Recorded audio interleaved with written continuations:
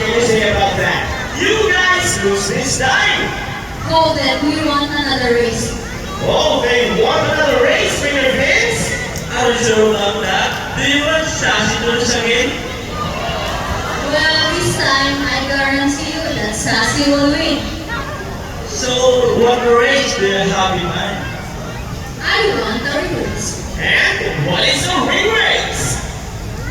The first bird who can drop 3 rings into the hole, the fastest is the winner, and that is the rewards. So, our ring race it shall be. Remember guys, boys already have 1 point. So girls, let's cheer number for Sassy to win this time. We'll be doing this again, and this time a ring race. Ready, set,